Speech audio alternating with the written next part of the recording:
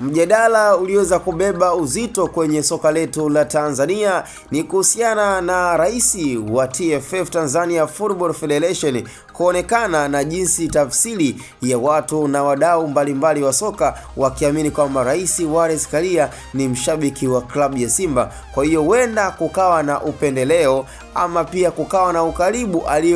jiaminisha na kutengeneza kwa rais wa CAF ambaye ni Patrice Motsepe, ili mradi pia Simba waweze kupata nafasi ya upendeleo na mechi iweze kuwa pale pale, hata kama pengine labda kiwalisia na kihaki na kwa mujibu pia wa kifungu na sheria ambayo pia inawalinda klabu Yanga, kwamba pengine Simba ndo ingepata adhabu ya kupokonywa alama 3. Lakini kutokana pia na tafsiri tofauti zinazoonekana kabisa kwamba Rais Wallace Karia yeye ni mshabiki wa klabu ya Simba, na huenda pengine akawa ametengeneza vimichongo vya kuzungumza na baadhi ya viongozi wa CAF akiwemo Patrice Motsepe, na pengine hata kulifikisha kwa viongozi wa juu, kwa sababu atakapokuwa na good connection, yani mawasiliano mazuri na rais wa CAF, manake hapo pia hata ikatokea pia kesi hiyo ikaenda FIFA, manake unakuwa ni sawa sawa na kazi bure, kwa sababu tayari rais wa CAF yeye ni mtu wa karibu sana na rais wa FIFA. Kwa hiyo watakapokuwa kitu kimoja kuanzia rais wa CAF TFF,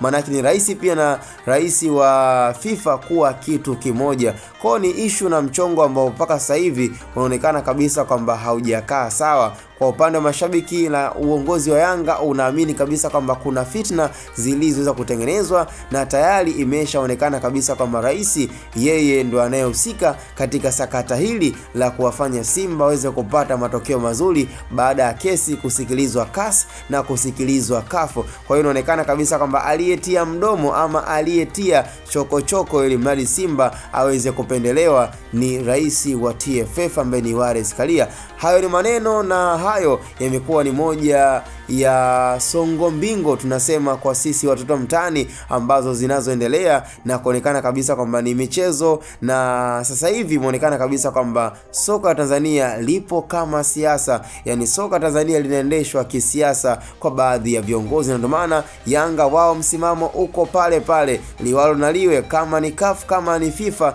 basi wanachoamini kabisa kwamba kama itatokea Yanga watatolewa kwenye ligi au watapokonywa pointi 15 ama itatokea ni kushuka daraja, basi wako tayari kwa kila jambo litakaloweza kutokea. Sasa nini athari yake, nini effect zake mbaya ambazo katika ligi yetu inaweza katokea endapo alama 15 zikapokonywa? Je, unafikiri timu gani nyingine itakaweza kuwakilisha vyema katika michuano ya kimataifa? Na hiyo ni mbaya sana, na hiyo inaweza kazidi kushusha renki na kushusha pia hata thamani yetu ya ligi. Kwa hiyo ni swala ambalo limekuwa ni zito sana katika ligi.